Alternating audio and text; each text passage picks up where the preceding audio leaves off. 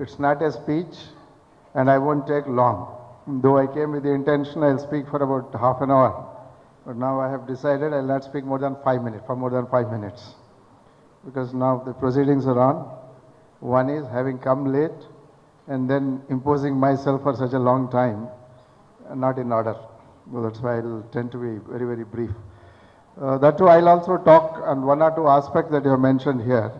Compared to all of you sitting there, I have an advantage of accumulated knowledge of 30, 40 years over you. You are in not even 20s, you are all in your teens, whereas I'm already touching 60 now. So 40 years of advantage I have over you. I used to participate in essay writing, elocution competitions when I was a child, but very rarely I would get a prize in elocution competition. But essay writing I would get. In fact, state level also I had got it. I knew I was good in writing, but never good in speaking, public speaking. See, 2, 3 things let me very briefly tell. You are talking of readership, leadership, etc. Readership is necessary, very, very much necessary. The reason is, if you see human civilization, if you take right from the beginning, it's a question of trial and error. That's how the humanity, the wisdom, the knowledge kept on growing. One advantage which human beings have over rest of the animal kingdom is that, why is it animals, they don't change their behavior? 1 million, 2 million back years, whichever way a tiger used to behave, it behaves the same way today. But human being does not behave like that. The only difference between the two is, in the case of all other animals, the animals keep repeating the same experiences in every generation. They are born, they have to learn hunting, they have to learn tree climbing or running, all those skills every time they have to keep on learning. But whereas when it comes to humans, you keep on accumulating, next generation profits by the experience of the earlier generations and you take it a little more forward.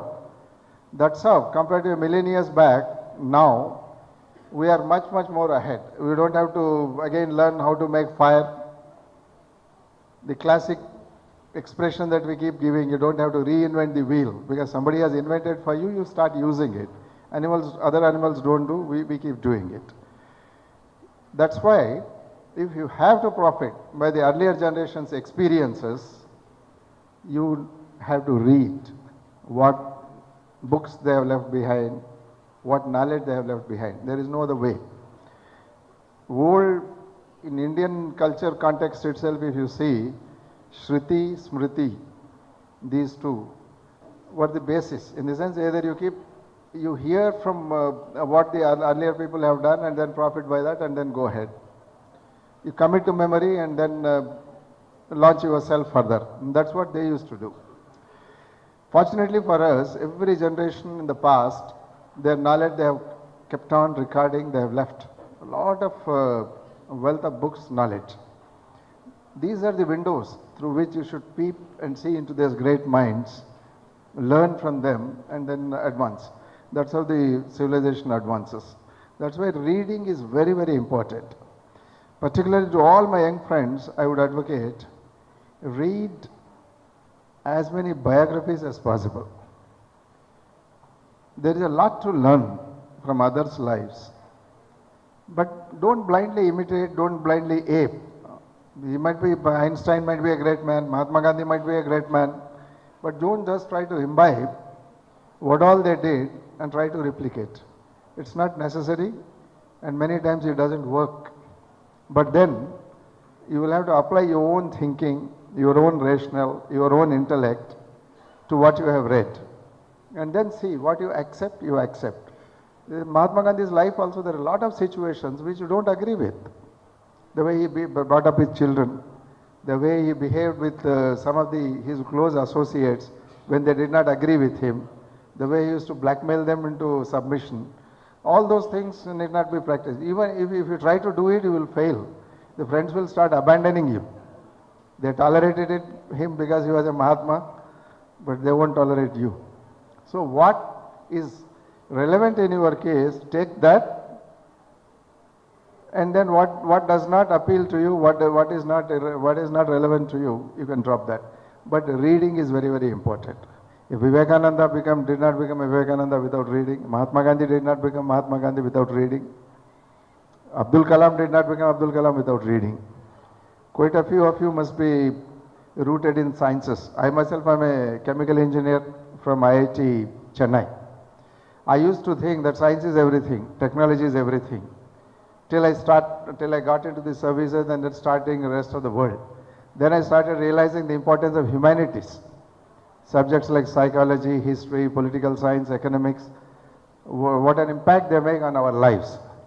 So that's why it's not only necessary to read, it is necessary to read about as many diverse fields as possible if you have to be not end up as a unidimensional personality. If you have to be multifaceted, you have to read as many different areas of human activity as possible. They will make you into a complete person. Then not only you will have a satisfied and a good life, you will be useful to yourself, you will be useful to the society also. The success is another thing that really troubles me. That really troubles me because I am a police officer. When I keep seeing youngsters in such a great hurry to achieve success, many of them do achieve success. But then adapting what means they are achieving success, that is also important. Ethics, morals, proper ways, all these things are given a go by. Everybody is just chasing success, success, success. Even if we have to achieve success slowly, steadily, it's worth it if you are doing in an ethical and a proper manner. To be successful does not mean you look at all your colleagues, all your class fellows as competitors, you want to trample upon them, you want to leave them behind and then march forward. It's not necessary. I'll give you a small anecdote that had happened. There's a good lesson for us in that. Olympics are around the corner, Rio Olympics. Some decades back, United States, Atlanta conducted the Olympics. The city of Atlanta conducted the Olympics. Around that time, immediately after that, the Paralympics were conducted. Paralympics are conducted for differently able, physically challenged individuals, the sports persons. Like other athletes, these athletes assemble at that place. And then they have many items as are there in Olympics. All items are over. Last day, the valedictory program. You know, in schools and colleges also, one of the most exciting items which is kept for the last is the 100-meter dash. Very fast, everybody runs and tries to complete it. It makes a grand spectacle. So even here, that program was the last one. Whole stadium was full. 8 athletes, youngsters, they were all lined up. 1 to 8, 1, 2, 3, 4, 7, 8 in the track, in their lane. Somebody was afflicted with Down syndrome, somebody was lame, somebody was blind, somebody's mental faculties were not all right. These were the type of athletes who were lined up there. At the signal, get, set, go, all 8 of them started running. They were at different they had progressed to different distances based on their abilities and competence. One boy who was running in one particular track, he tripped and fell down. Started crying. The cry was on account of 2 reasons. One is the physical pain of the injury caused. Second is, much more important, the pain that he was no longer able to participate in the event. He was lying down crying. One athlete who had marched forward, he noticed what was happening behind. He stopped in his track, came back, lifted this boy. Remaining 6 who had marched ahead, they also stopped running. All the remaining 6 also came behind. 6 plus 1, 7 of them lifted this boy, and all of them triumphantly marched to the finishing line, touching the finishing line simultaneously. Now the judge did not have any other option than to declare all of them as joint first. This is a real life incident. It shows by having empathy, all human qualities, it's possible to achieve success, not merely by cutthroat competition. I heard very little, only 3-4 speakers spoke after I entered the hall. But when every one of you are talking of success, I was squirming, I was getting a little disturbed. It's possible to achieve success by employing very, very normal, ethical and proper means. Today the society has changed so much, it can give you good life to all of you. It's not the same society which was economically deprived, poverty-ridden country 30, 40 years back, which when we got into the job market, that was the situation of the country. Today, if you are appropriately skilled, every one of you will find a beautiful life for yourself. So don't worry about success, it is guaranteed, and all of you will have very, very comfortable and good lives. But alongside, if you can develop empathy, morals, ethics, you would definitely have led a very, very satisfying and a well-rounded and complete life. When we were preparing for the civil services, we always used to prefer for some services like IAS, IPS, etc. But these days, most of the youngsters are wanting to get into economic related services. We don't know why. I know why. You can also think why that is happening. And why did it become necessary for the union government, for the Union Public Service Commission to introduce a separate paper on ethics to test the ethical standards of the person getting in? This wasn't there. Any one of us, when we were getting into service, we thought, yes, we are going to be in good positions, responsible positions, life also would be comfortable. Alongside, you can be socially relevant, you can do quite a lot to society. Perhaps that element has started missing in services decade after decade. That is the reason why they want to test ethics. I don't know whether it is possible to test ethics, because the children are so intelligent these days. You give a system, they can beat that system and top without having those qualities. So it's a dilemma whether it will serve a purpose or not. But the bottom line, the point that I want to make is, don't chase success too much. If success at any cost, relatively lesser success, employing ethical means, go to the latter, because if happiness is the purpose of life, you will be far more happier with lesser success achieved through ethical means, rather than the ultimate success. Ultimate success many times we only term it as the economic success or fame and name. So when you look at that, when you are employing dubious means, then it will not give you satisfaction, it will not give you happiness. If happiness is the purpose of life, start chasing money much.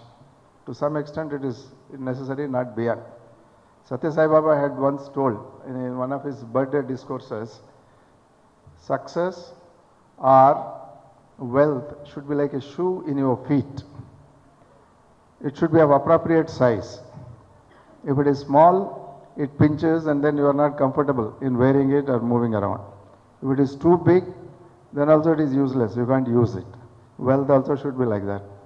It should be just sufficient not to give you inconvenience, but it should not be so much that it gives you sleepless nights. All the problems that we keep seeing in Hyderabad, anywhere else, is because I'm not satisfied with 1 million, 10 million, 5 million that I get. I want hundreds of millions. Leave wealth for 10, 15, 20 generations. That's where the problem is coming. Ultimately, this generation also will not be happy. He is spending all his life earning money, by the time he has accumulated enough, he is no more to enjoy any of that money. Till the grave, he keeps on doing that. That's why don't chase success too much. Most of the people are those who have fair amount of success, but then they have taken out time for their friends, for their relations, for their other pastimes also, not just chasing it. I have a lot of doctors running huge nursing homes in Hyderabad. Some businessmen, they come and tell, why you have earned so much, your health is not good, and you have so many problems, why don't you slow down? One of them was telling me, no sir, you don't understand our lives, we're riding a tiger, we can't get down, if we get down it's a problem.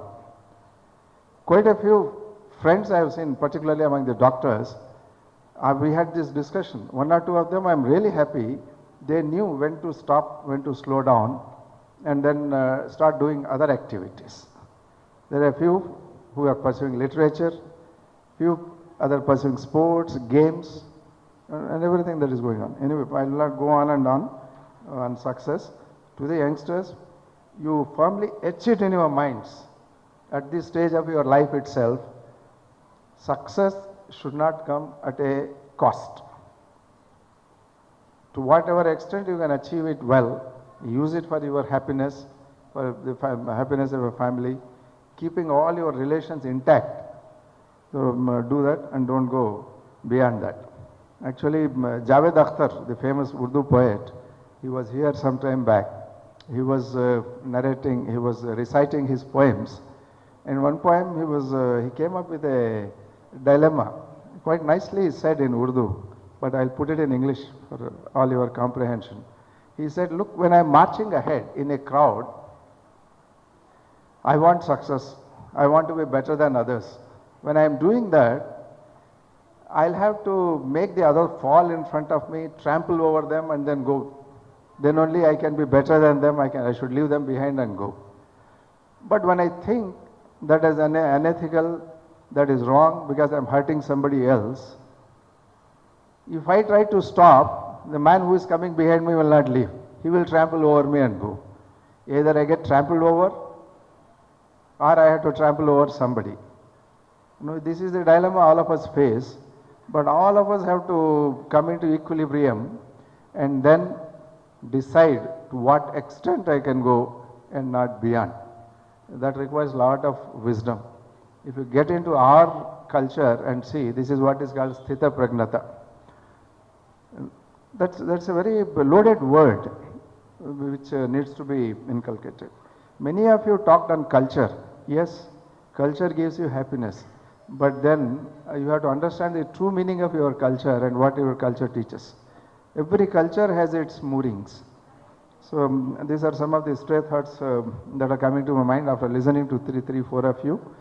All the best. Whatever you are doing, you pursue ethically and properly. Hone your skills in public speaking, etc. Public speaking is very, very important to convey your thoughts, to also get confident, to march ahead in your professions. But in whatever you are doing, don't keep the ethics aside and don't leave that behind. And that is all that I would tell.